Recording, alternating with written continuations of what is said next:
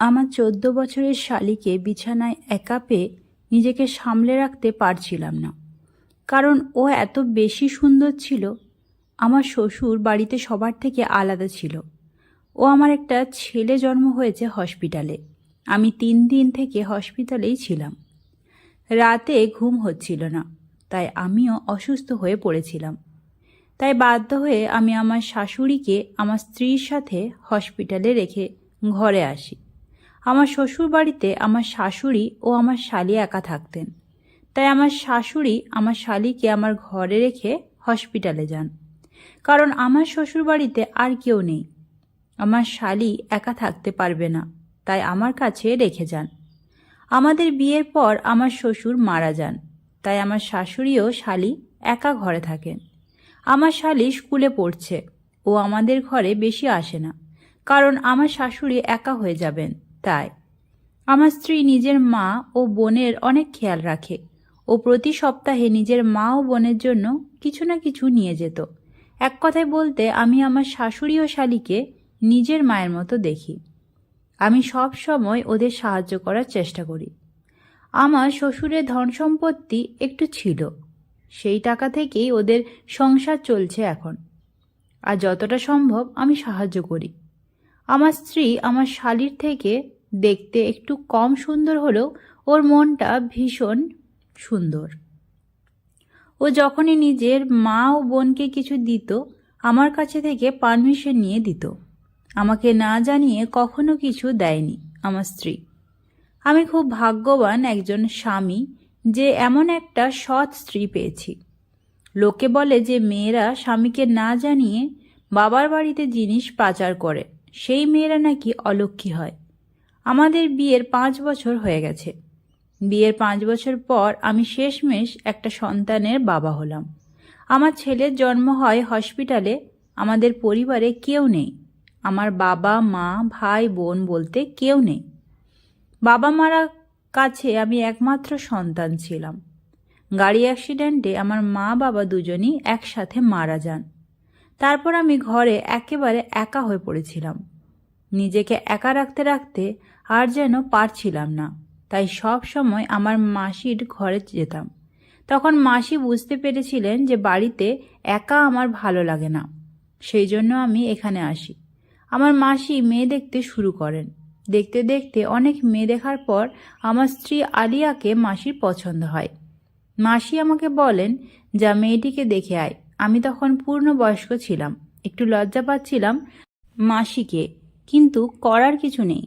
মুখ ফুটে কিছু বলতেও পারছিলাম না। আলিয়ার বাবার বাড়িতে খবর পাঠিয়ে দেন যে আমি আলিয়াকে দেখতে যাব। পরের দিন বিকেলে আমি আলিয়াকে দেখতে যাই। ওকে দেখে আমার পছন্দ হয়ে যায়। আমার বাড়িতে বাবা মা নেই। সব বাবা মারাই চায় নিজের মেয়েকে ছোট্ট পরিবারে বিয়ে দিতে। আমাদের পরিবারে কেউ নেই দেখে আলিয়ার মা বাবা আমার সাথে বিয়ে দিতে রাজি হয়ে যান। আমাদের বিয়েটা ফাইনালি হয়ে যায়। বিয়ের পর আমরা খুব সুন্দরভাবে সংসার করছিলাম। তখন হঠাৎ একদিন খবর আসে আলিয়ার বাবা মানে আমার শ্বশুর মারা গেছেন। আলিয়া কাঁদতে কাঁদতে ওর বাবাকে দেখতে চলে যায়। দুর্ভাগ্যবশত আমি যেতে পারিনি, কারণ সেই দিন আমার অফিসের কাজের জন্য আমি বাড়িতে ছিলাম না, শহরের বাইরে ছিলাম। বাড়িতে এসে দেখি কান্না করতে করতে আলিয়া একেবারে ভেঙে পড়েছে। আমি ওকে বুকে জড়িয়ে সান্ত্বনা দিতে লাগি, কারণ মানুষকে হারানোটা কত কষ্টের সেটা সব থেকে বেশি মেয়েরাই বুঝতে পারে। এইভাবে চলতে থাকে। বাবা মারা যাওয়ার পর আলিয়ার সব সময় নিজের মা ও বোনের খেয়াল রাখত, কারণ এখন আমরা ছাড়া ওদের আপন বলতে আর কেউ নেই। আমার বিয়ের পর আমার শালিওয়ালা অনেক ছোট ছিল, ওর একটা বয়স হয়নি। তবুও মনে হয় ও বিয়ের উপযুক্ত হয়ে গেছে। ওর দিকে যদি কেউ তাকিয়ে থাকে তাহলে এক নজরে তাকিয়ে থাকবে, কারণ বালা এতটাই সুন্দর যে বলার মতো ভাষা আমার কাছে নেই। আমি জানি নিজের স্ত্রীর থেকে অন্য মেয়েকে সুন্দর বলা মানেও পাপ, কিন্তু এখন সবে বালার বয়স 14 বছর। এখন যদি ও এত সুন্দর, যখন 18 বছর হবে তখন ও কেমন হবে? আমার শালি আমার সাথে বেশ কথা বলতো না, অনেক লাজুক একটা মেয়ে ছিল। কিন্তু যবে থেকে আমার স্ত্রী প্রেগনেন্ট হয়েছে তবে থেকে বালা ফোন করে সব সময় আমার সাথে কথা বলে। ভালো কথা বলে, খারাপ কিছু না। আমার শাশুড়ি আমার শালিকে আমার বাসায় রেখে হসপিটাল যান, কারণ বালা একা ঘরে ভয় পায়। ও এখনও বাচ্চা মেয়ে। রাতে আমি আমার ঘরে শুয়ে শুয়ে মোবাইল দেখছিলাম। বালা আমাদের গেস্ট রুমে শুয়েছিল। বাসার মধ্যে আমি ও বালা ছাড়া দ্বিতীয় কোনো মানুষ নেই। রাত 11টার দিকে বালা আমার দরজায় এসে কড়া নাড়তে লাগলো। আমি তাড়াতাড়ি উঠে দরজা খুলে আমি যা দেখি, আমার শালি তো পুরো আগুন। কারণ এমন কাপড়ে আমি আগে আমার শালিকে কখনো দেখিনি। আজ ওকে দেখে মনে হচ্ছে যেন নতুন গাছে সবে গোলাপটা ফুটে উঠেছে। আমি জিজ্ঞাসা করলাম, কি হয়েছে বলো? ও বলে, জিজা, ওই ঘরে আমার একা একা ভয় করছে। এখন আমি বললাম, এসো আমার ঘরে এসে শুয়ে পড়ো। এই কথা শুনে ভালা একটু খুশি হলো, ও সাহস পেল একটু। এমনিতেই ভালা দেখতে অনেক সুন্দর। আর আজ বালা আমার স্ত্রীর একটা নাইটি পরেছে। হালকা বেগুনি কালারের নাইটিটা ছিল। ওকে দেখে মনে হচ্ছে যেন আকাশের পরী নেমে এসেছে। আমি বালাকে বলি, তুমি আমার বিছানায় শুয়ে পড়ো। আমি সোফাতে শুয়ে পড়ছি। বালা আমার হাত ধরে বলে, জিজা, আপনিও বিছানায় শুয়ে পড়ুন। বিছানাটা তো অনেক বড়, আমরা দুজন বেশ ভালোভাবে শুয়ে পড়ব। ওর কথা শুনে আমার বুকটা ধড়ফড় করতে লাগলো। তখন আমিও বিছানায় শুয়ে পড়ি। আমার পাশে একটা পূর্ণবয়স্ক বিয়ের উপযুক্ত একটা মেয়ে শুয়ে আছে। আর আমি যেন নিজেকে সামলে রাখতে পারছিলাম না। আমি আমার মোবাইল বের করে মোবাইলে নানান ধরনের ভিডিও দেখতে লাগলাম। বালাও এদিক ওদিক করছিল। আমি জিজ্ঞেস করলাম, কি হলো বালা, ঘুম আসছে না? বালা বলে, জিজা, আসলে বিছানাটা পাল্টে শুয়েছি তো, তাই ঘুম আসছে না। আমি আমার বাড়ি ছাড়া অন্য কোথাও ঘুমোতে পারি না। এই বলে বালা আমার দিকে পিছন ফিরিয়ে শুয়ে পড়ে। আমার চোখ দুটো যেন আর মোবাইলের দিকে বসছিল না। বারবার আমি বালার দিকে ফিরে তাকাচ্ছিলাম। তখন বালা এমন একটা কাজ করে যা দেখে আমার পায়ের নিচ থেকে মাটি সরে যায়। বালা আমাকে বলে, চলো জিজা, আজকে রাতটা তোমার আর আমার। আমি তোমাকে এত খুশি করব যে তুমি সব কিছু ভুলে যাবে। ওর কথা শুনে আমার হাত থেকে ফোনটা পড়ে যায়, কারণ আমি এই জিনিসটারই তো অপেক্ষায় ছিলাম। আমি খুশি হয়ে ওর গায়ে হাত দিতে গেলে আমায় বলে, তবে একটা শর্ত আছে। কি শর্ত বলো বালা? বালা বলে, আমার এই কাজের জন্য তোমাকে তোমার স্ত্রীর মর্যাদা দিতে হবে, আর আমার দিদিকে এই বাড়ি থেকে তাড়িয়ে দিতে হবে।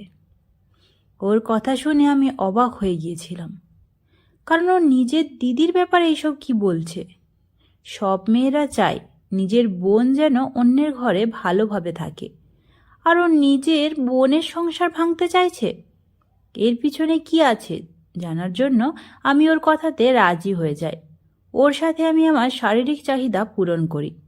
প্রথমে যতটা খুশি ছিলাম, এখন ততটা খুশি নয়, কারণ আমি আমার শালীকে এতটা ভালো মেয়ে মনে করেছিলাম। যে মেয়ে অন্য মেয়ের সংসার ভাঙতে চায়, সে কখনো ভালো মেয়ে হতে পারে না। তারপর আমি ওকে জিজ্ঞেস করলাম, এবার তো বলো তুমি কেন আমার স্ত্রী হতে চাও, আর তোমার দিদিকেই বা আমি কেন তাড়িয়ে দেব? তখন আমার শালী আমাকে এমন একটা কথা বলে যা শুনে আমার স্ত্রীর উপর আমার ভালোবাসাটা আগে থেকে আরও বেড়ে যায়। ও বলে যে ও আমার আসল দিদি নয়, আর এটা আমার আসল পরিবার নয়। আমি জানি আমাকে ওরা রাস্তা থেকে তুলে এনে আশ্রয় দিয়েছিলেন, তাই ওরা আমার আপন কি করে হতে পারে? আমার বাবা মাকে আমি জানি না। তখন আমি জিজ্ঞেস করলাম, এইসব তুমি জানলে কি করে? ও বলে, একদিন আমি স্কুল থেকে বাসায় ফিরছি, তখন শুনতে পাই মা ফোনে কারোর সাথে কথা বলছিলেন। আমি বাইরে দাঁড়িয়ে সব কিছু শুনেছিলাম, প্রথম থেকে শেষ পর্যন্ত। মা আমার গল্প ফোনের উপরে কাউকে বলছিলেন। এই কথা শুনে ওদের উপর আমার ঘৃণা চলে আসে। আমাকে আশ্রয় দিয়েছেন, তবুও আমি ওরা মা মেয়েকে সহ্য করতে পারি না। ওদের দেখলে আমার সারা শরীরে কাঁটা দিয়ে ওঠে। অনেক কষ্ট করে আমি এই বাড়িতে আছি, তাই চলো আমরা দুইজন বিয়ে করে নেই। এখনকার মেয়েদের এত 14-15 বছরেই বিয়ে হয়, আর আমরা দুইজন অনেক সুখে সংসার করব। ওর মুখে এমন কথা শুনে আমি আমার শালির গালে থাপ্পড় মেলে বলি, তোমার ভাগ্যটা অনেক ভালো যে তুমি সব কিছু আমার কাছে বলছো। যদি আমাকে না বলে অন্য কাউকে বলতে, তাহলে এতক্ষণে হয়তো আমার স্ত্রী ও আমার শাশুড়ির কাছে তোমার এই কথাটা চলে যেত। আর তুমি যাদের নুন খাচ্ছ তাদের পিঠে ছুরি বসানোর প্ল্যান করছো। আমি ভেবেছিলাম তুমি একটা বাচ্চা মেয়ে, কিন্তু রূপের জালে ফাঁসিয়ে তুমি আমাকে আমার স্ত্রীর থেকে দূর করতে চাইছো। এখনো সময় আছে, এই কথাগুলো মন থেকে মুছে ফেলো। ওদেরকে নিজের মা ও দিদি ভেবে মেনে চলো, সেটাতে তোমারও ভালো হবে। কারণ এই পৃথিবীতে ওরা ছাড়া আর কে আছে তোমার? তুমি কিসের এত অহংকার করো? তোমার মা বাবা তোমাকে রাস্তায় ফেলে চলে গেছেন, আর যে মানুষগুলো তোমাকে বাড়িতে এনে আশ্রয় দিয়েছে, নিজের মেয়ের জায়গায় বসিয়েছে, তুমি তাদেরকে নিয়ে এমন সমালোচনা করছো।